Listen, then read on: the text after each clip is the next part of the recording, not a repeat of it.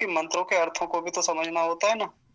तो पहले मंत्रों के इन अर्थों को हम अच्छे से देख लें। 2 मंत्र हो गए हैं पूरे, आज इस तीसरे मंत्र पर बात चलेगी। ये भी बहुत महत्वपूर्ण मंत्र है। कोई कुछ कह रहे हैं क्या? ठीक है, तो देखिए, वैसे तो यहाँ कोई उतने कठिन संधि विच्छेद या संधि करने का कुछ ऐसा है नहीं इस मंत्र में ज्यादा, आसानी से समझ लेंगे। बड़े बड़े आसान से शब्द हैं। देखिए क्या क्या शब्द हैं। सबसे पहला शब्द है सुसंमिधाय। बस इसमें सु अलग कर देंगे और समिधाय को अलग कर देंगे। चाहे तो साथ भी रख लीजिए, उससे भी काम चल जाएगा। अगला शब्द है शोचेशे। इसको भी संधि विच्छेद नहीं करना। घृतम, इसको तो कुछ करना ही नहीं। तीव्रम ऐसे ही रहेगा। जुहोतन, ये पीछे भी आया था पिछले मंत्र में। अग्नये, जात वेदसे स्वाहा, यहाँ अलग होंगे। इदम अग्नये, इदम और अग्नये को मिलके बनता है इदम अग्नये, ऐसा। फिर आगे है जात वेद से, ये भी ऐसा ही रहेगा, जात वेद से।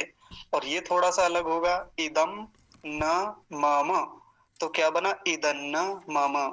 तो बस इदम न मम, ये तो आपको पता ही है। तो ये कुल मिला के इतने शब्द हैं इसमें, इस मंत्र में। आइए अर्थ पर विचार करते हैं इसके। सबसे पहले मैं देखिए कुछ शब्दों को अंडरलाइन करता हूँ, आप उन पर विशेष ध्यान देंगे। सबसे पहला शब्द यही सुसमिधाय, दूसरा शब्द है शोचिषे, और तीसरा शब्द है जात वेद से। ये तीनों शब्द एक साथ लेने हैं। क्यों लेने हैं? तो ये शब्द जो है ये विशेषण है। यहाँ पर विशेषण, विशेषण किसे कहते हैं? जो किसी की विशेषता बताता है। अंग्रेजी में एडजेक्टिव हम लोग पढ़ते थे ना, तो ये उसी प्रकार का एडजेक्टिव है। तो अब यहाँ विशेषता किसकी बताई जा रही है? तो विशेषता बताई जा रही है इसकी, अग्नि की।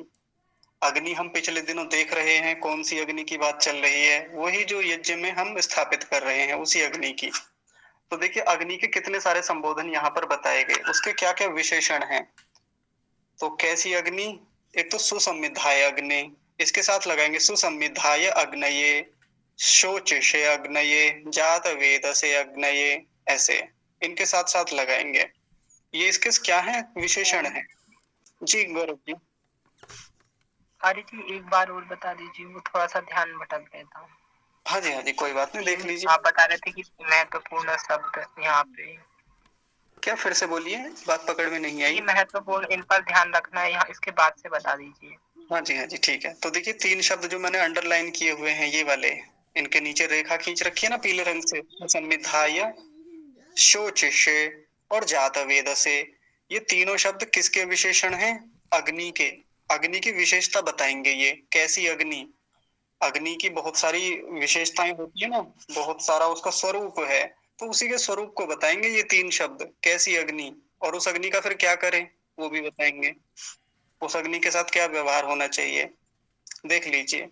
अच्छा, मैं पहले एक निवेदन कर दूं, जो लोग अभी विलंब से जुड़े हैं ना कक्षा में, प्रतिकूलताएं हो सकती हैं आपके जीवन में, देख लीजिए। यदि वैसा है तो फिर कोई बात नहीं, पर आप समय से जुड़ेंगे तो फिर वो चीजें छूटेंगी नहीं। नहीं तो देखिए यही चीज यदि छूट जाती ना, तो मंत्र का अर्थ समझ में नहीं आता आपको, है ना। महत्वपूर्ण बात ये है, तो जल्दी जुड़ जाया कीजिए कक्षा में। फिर से देखिए, अब इनके साथ साथ अग्नय शब्द को लेके चलेंगे। सुसंविधाय अग्नये, शोचिषे अग्नये, जात वेद से अग्नये, ऐसा करके अग्नि की विशेषता बताएंगे। तो देखिए सबसे पहला शब्द है सुसंविधाय, और सुसंविधाय शब्द में सु को अलग करेंगे, सु। और सु को जब हम स्वाहा शब्द की व्याख्या देख रहे थे, तो सु को बताया था, क्या बताया था? सुष्ठु। सुष्ठु, सुष्ठु क्या होता है? अच्छी प्रकार से। आया था ना जो स्वाहा की व्याख्या देख रहे थे हम, मीरा ने भी बोला था, सुसुष्ठु कोमलम मधुरम कल्याणकरम प्रियम वचनम सर्वैहि मनुष्यैहि सदा वक्तव्यम, वैसा ही ये वही सु है। सु मतलब अच्छी प्रकार से। और पूरे का अर्थ लेंगे तो अच्छी प्रकार से जो प्रदीप्त है। अब हमने अग्नि को प्रदीप्त कर दिया है ना अच्छे से, अब वो तीव्रता पकड़ रही है, वो वाली अग्नि। तो अब किस अग्नि की विशेषता चल रही है? उस अग्नि की क्या विशेषता बताई गई? जो अच्छी प्रकार से प्रदीप्त है। ये मंत्र जो है यजुर्वेद का मंत्र है, और मैं आपको बताना भूल गया पहले ही, यजुर्वेद के 3य अध्याय का दूसरा मंत्र है। इससे पहला जो था वो 3य अध्याय का दूसरा मंत्र है, क्षमा कीजिए। पहला मंत्र, तृतीय अध्याय का पहला, ये वाला दूसरा, और इससे जो अगला है वो तृतीय अध्याय का तीसरा मंत्र है। लगातार क्रम से मिल जाएंगे आपको तीसरे अध्याय में। तो वहीं पर ऋषि दयानंद के भाष्य हैं इसी प्रकार के जो मैं आपको बता रहा हूँ। क्या हो गया सुसंविधाय का अर्थ? जो अच्छी प्रकार से प्रदीप्त अग्नि है उसकी बात चल रही है। ये एक विशेषता हो गई उसकी, एक उसका विशेषण हो गया। दूसरा शब्द देखिए, दूसरा शब्द क्या है? शोचिषे। शोचिषे ये उसी से संबंधित है जो शौच शब्द होता है। शौच आता है ना यम नियमों में, शौच वैसा ही है ये। तो ये शौच से जो शब्द है ये शुच धातु से बना, शुच धातु। इसके बारे में ऋषि दयानंद क्या लिखते हैं? शोधिते दोष निवारके।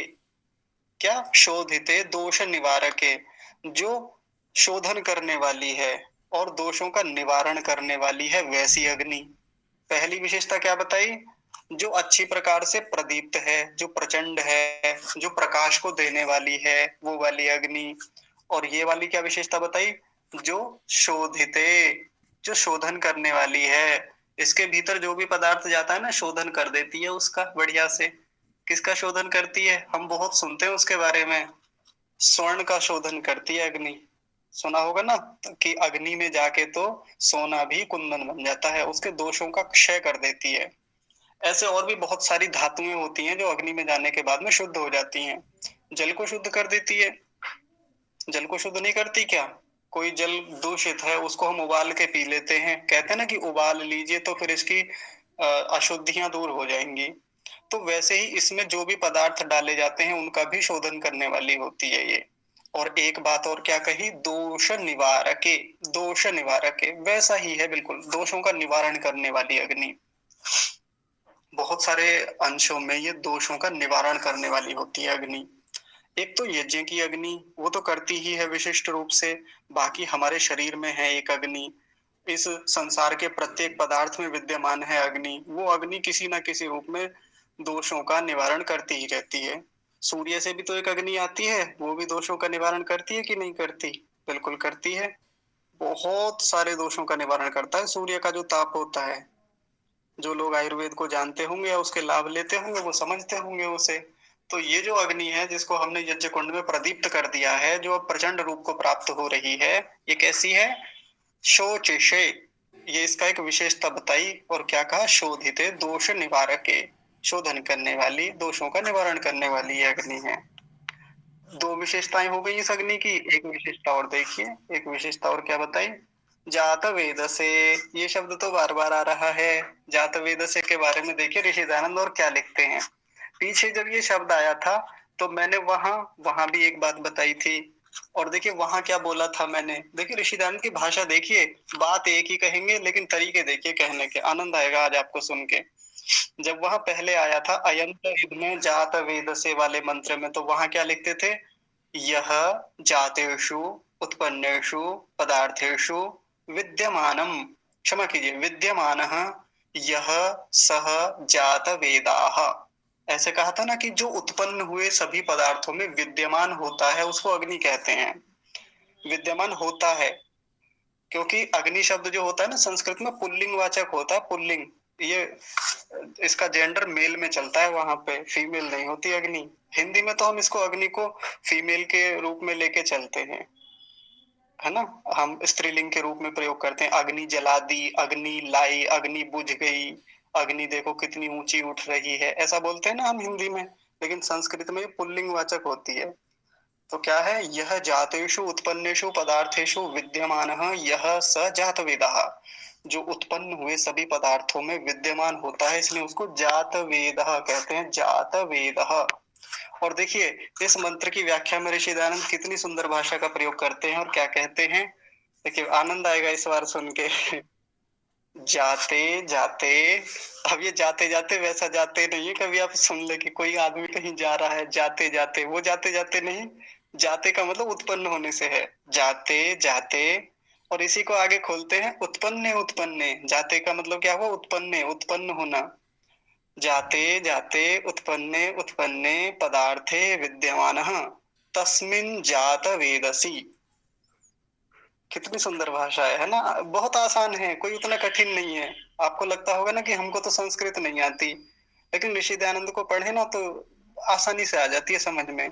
ऐसी कठिनाई है ही नहीं कहीं कुछ। फिर से सुनेंगे, देखिए इस जात वेद से शब्द शब्द को क्या खोलते हैं।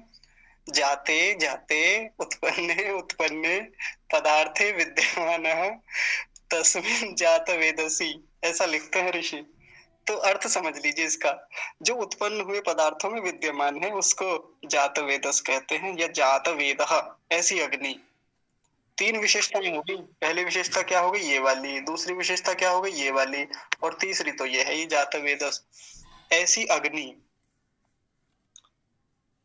ऐसी अग्नि का क्या करें जी, अग्नि को साथ में लगाएंगे इसका। एक बार फिर से तीनों शब्दों को देखिए। सुसंविधाय, सुसंविधाय मतलब अच्छी प्रकार से जो प्रदीप्त है। और शोचिषे, शोचिषे मतलब जो शोधन करने वाली है, दोषों का निवारण करने वाली है, ऐसी अग्नि। और जात वेदस मतलब जो उत्पन्न हुए सभी पदार्थों में विद्यमान है, ऐसी अग्नि। तो ऐसी अग्नि का क्या करें, ऐसी अग्नि में, इस अग्नि में, इस अग्नि में क्या करना है। अब आगे देखिए, ये घृतम तीव्रम, ये दो शब्द हैं, घृतम और तीव्रम। तो अब यहाँ घृत शब्द आया, सबसे पहले घृत को देखेंगे। और यहाँ घृत की भी एक विशेषता बताई। देखिए घृत के साथ एक विशेषण लगाया, यहाँ भी तीव्रम, तीव्र घृत लेना है हमें। अब आप सोच रहे होंगे तीव्र घृत कैसा होता है जी। तीव्र चाल तो देखी है, तीव्र रूप से दौड़ना तो देखा है, लेकिन ये तीव्र घृत कैसा होता है। तो तीव्र घृत के बारे में ऋषि लिखते हैं, सर्व दोषाणाम निवारणे तीक्ष्ण स्वभावम। ऐसा घृत लेना है हमको, ऐसी सामग्रियां लेनी है। और यहाँ घृत का मतलब केवल घृत से नहीं है। यहाँ पीछे जितना भी घृत शब्द आया ना, जैसे पिछले मंत्र में भी घृत आया था, घृत ही बोधयताते थे, वहां भी घृत का मतलब केवल घृत से नहीं होता। घृत में सभी सामग्रियां आ जाती हैं। अन्न अन्न आ जाते हैं सारे जी। हाँ जी, हाँ जी, ये हवी हवी सामग्रियां, उनको ले लेंगे इसी घृत से ही। तो देखिए इस घृत को कैसा बताया, सर्व दोषाणाम निवारण है, जो सभी दोषों का निवारण करने वाला घी है, ऐसा घी। क्योंकि घृत अपने आप में संपूर्ण पोषण जैसा होता है। घृत के भीतर बहुत सामर्थ्य है, शरीर को भी पोषण देने वाला है। और यदि वातावरण में चला जाए अग्नि के माध्यम से, अग्नि में संयुक्त होके, तो बहुत लोगों को पुष्ट करता है ये, बहुत सारे रोगों का शमन करने वाला ऐसा घी। घी के बारे में तो इतनी विशेषताएं हमारे यहाँ आयुर्वेद में हैं, जानते होंगे, प्रमोद जी हैं कक्षा में, बड़े अच्छे से समझते होंगे। और जो जो लोग भी इसका प्रयोग करते हैं, गांव के लोग जो शुद्ध घी देखते हैं कभी और शुद्ध घी का प्रयोग करते हैं, वो जानते होंगे कि घी कितना तीक्ष्ण स्वभाव वाला होता है। अब ये तीक्ष्ण स्वभाव वैसा नहीं कि जो चुभने वाला, जलाने वाला, वैसा नहीं। मतलब दोषों का शमन करने के अर्थ में, दोषों का नाश करने के संदर्भ में इसको लेंगे हम। कैसा घी लेना, तीव्र घी लेना है हमको, ऐसी सामग्रियां लेनी है। तो ऐसी घी से, ऐसी सामग्री से अग्नि में, कौन सी अग्नि में, ऐसी जो अग्नि जो जिसके तीन विशेषताएं बताई गई, जो होता ना, जो होता ना शब्द का अर्थ क्या बताया था, कोई बताएंगे। बढ़ाना जी। क्या जी, मैं समझा नहीं, फिर से बोलिए। बढ़ाना। नहीं, बढ़ाना नहीं है, पीछे आया था जब जो होता ना शब्द, तब क्या बताया था। हवन करो, हवन। हाँ जी, बहुत बढ़िया, हवन करें, उसमें उसमें डालें, उसमें समर्पित करें, कुछ भी अर्थ ले लीजिए। हवन करने में भी तो डाला ही जाता है, समर्पित किया जाता है ना, तो डालें। और पता है ऋषि दयानंद की भाषा कैसी है, आपको हंसी आएगी सुन के। वो लिखते हैं, जो होता ना शब्द का अर्थ लिखते हैं, अच्छी प्रकार गेरो।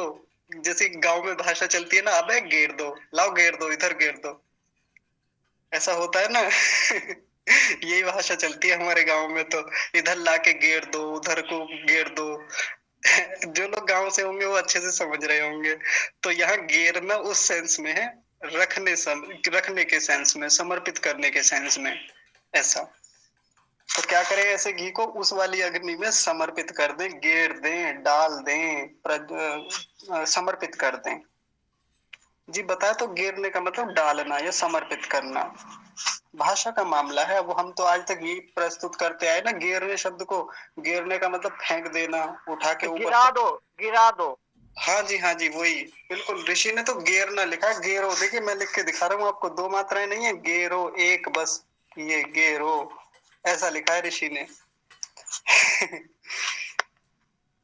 चलिए, तो हो गया पहली पंक्ति का, इसका पूरे का यहाँ तक अर्थ हो गया। और स्वाहा शब्द तो वो लगेगा ही, जो आपको बता रखा है प्राचीन काल से।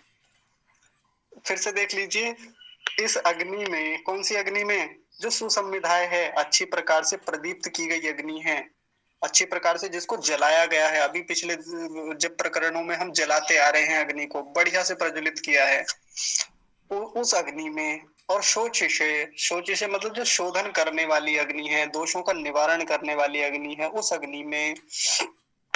और जात वेद से, इस वाली अग्नि में। कौन सी अग्नि में? जो सब पदार्थों में विद्यमान है, उस वाली अग्नि में। घृतम तीव्रम, तीव्र घृत को, तीव्र घृत का मतलब वो घृत जो सब दोषों का निवारण करने वाला है, उस घी से या उस घी को जो हो तना माने डालो, उसमें डालो, समर्पित करो, ऐसा। ये यजमानों के लिए आदेश चल रहा है। हे यजमानः यूयम, हे यजमानः यूयम, तुम सब यजमान जितने भी हो, ऐसा काम करो। यजमानों के लिए एक विधि बताई यहाँ पर, विधि, आज्ञा, ऐसा। और अब देख लीजिए अंतिम पंक्ति तो ये बची, इसका भी अर्थ वैसा ही आएगा जैसा पहले पहले से चलता आ रहा है। इदम अग्नये जात वेद से इदन्न मम, ये जो आहुति है, ये जो मेरे हाथ में समिधा है, ये सामग्री है, मेरी नहीं है, ये अग्नि की है, ये अग्नि के लिए समर्पित कर रहा हूं मैं। कौन सी अग्नि के लिए? ये जो जात वेदस रूपी अग्नि है, जो उत्पन्न हुए सभी पदार्थों में विद्यमान अग्नि है, उसको समर्पित करता हूँ। इधर न मम, मेरी नहीं है ये, मैं तो छोड़ चुका हूँ, मैं इसका समर्पण कर चुका हूँ। छोटा सा मंत्र है, बहुत महत्वपूर्ण भी है, तो आप इसको अच्छे से देख लीजिए बढ़िया से। यदि किसी को इसमें से कुछ समझ में ना आया हो तो आप पूछ लीजिए, अन्यथा फिर इस प्रकरण को यहीं बंद करते हैं। ओम आचार्य जी। जी विपिन जी। एक तो तीव्रम का अर्थ बता दीजिए आचार्य जी। जी, तीव्रम का मतलब बताया था, सर्व दोषाणाम निवारणे तीक्ष्ण स्वभावम, सभी दोषों का निवारण करने वाला घृत, तीक्ष्ण स्वभाव वाला, ऐसा घृत लेना है जो सभी दोषों का नाश करने वाला हो।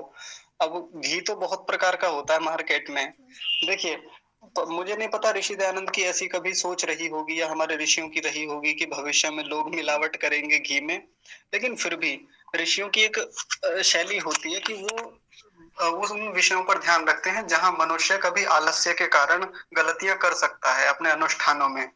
तो उन्होंने क्या कहा कि ऐसे घी का हमें प्रयोग करना है, ऐसी सामग्रियों का प्रयोग करना है जो बार बार शोधन की गई हो, शुद्ध की गई। तो घी कौन सा लेना है? तीव्र स्वभाव वाला। और यहाँ तीव्र का मतलब वही है जो सभी दोषों का निवारण करने वाला घी है। अब सभी दोषों का निवारण करने से मतलब यहाँ वही ले लेंगे, शुद्ध घी से, क्योंकि अशुद्ध घी लेंगे तो दोषों का निवारण करना तो छोड़िए, दोषों को बढ़ाएगा ही वो और ज्यादा। और आजकल जो घी बाजार से लाते हैं या कैसा भी घी हम यज्ञ में प्रयुक्त कर लेते हैं, तो सोचिए जब घटिया घी या निम्न श्रेणी का घी अग्नि में जाएगा, अग्नि उसको प्रसारित करेगा, वातावरण में लाभ करेगा कि हानि करेगा? भयंकर हानि करेगा। तो यहाँ तीव्रम, ये घृत, ये जो घी की यहाँ विशेषता बताई गई, घी कैसा होना चाहिए? तीव्र स्वभाव वाला, उत्तम, दोषों का नाश करने वाला घी होना चाहिए। अभी ठीक है विपिन जी? जी आचार्य जी। और एक समिधाय आचार्य जी। हाँ, सुसंविधाय एक साथ ले लेंगे। सु का मतलब अच्छी प्रकार से, संविधाय माने प्रकाशित की हुई या प्रदीप्त की हुई, जो अच्छी प्रकार से प्रज्वलित हो गई है, वो वाली अग्नि। तो अच्छी प्रकार से आचार्य जी सम्यक बोल सकते हैं इसको? हाँ हाँ बिल्कुल, सम्यक रूपेण। जी आचार्य जी। हाँ जी, धन्यवाद आचार्य जी। हाँ जी, ठीक है। और बताइए, कोई किसी को और पूछना हो तो? अरे जी एक बार भावार्थ जैसा बता। हाँ, भावार्थ देख लीजिए इसका एक बार जल्दी से, मोटा मोटा भावार्थ जैसा। यजमानों के लिए आदेश है यहाँ पर परमात्मा की ओर से, हे यजमानो यूयम, हे यजमाना, हाँ, कि तुम सब, बस ऐसा समझ लीजिए हिंदी में कि हे यजमानो तुम सब, सुसंविधाय यानी अच्छी प्रकार से प्रदीप्त, शोचिशे जो अच्छी प्रकार से शोधन करने वाली है, दोषों का निवारण करने वाली है, और जात वेद से जो सभी उत्पन्न हुए पदार्थों में विद्यमान है, ऐसी अग्नि में। घृतम तीव्रम, जो दोषों का निवारण करने वाला घी है, ऐसे घी को जो होता ना डालो, समर्पित करो या उससे हवन करो। इदम अग्नये इदं न मम, ये मेरा नहीं है, ऐसा भाव आपका होना चाहिए कि ये जो समिधा है, ये जो सामग्री है, ये आपकी नहीं है, यानी ये मेरी नहीं है, ये अग्नि के लिए है, जात वेदस अग्नि के लिए। ठीक है जी। मुझे एक बार और रिपीट कर देंगे, मैं लिख रही थी उसको। मैं समूह में भेज दूंगा, इसका भावार्थ बिल्कुल वैसा का वैसा ही शब्दशः, आप यथावत लिख लेना। ठीक है, ठीक। धन्यवाद। हाँ जी, चलिए। आर्य तो जी यजमान होता है या यजमान होता है? यजमान ही चलता है जी, यजमान। ऐसे यजमान, पहले मैं भी सोचता था यज्ञमान होता होगा, पर यजमान शब्द ही देखा है अधिकांशतः मैंने, यज्ञमान कहीं नहीं देखा।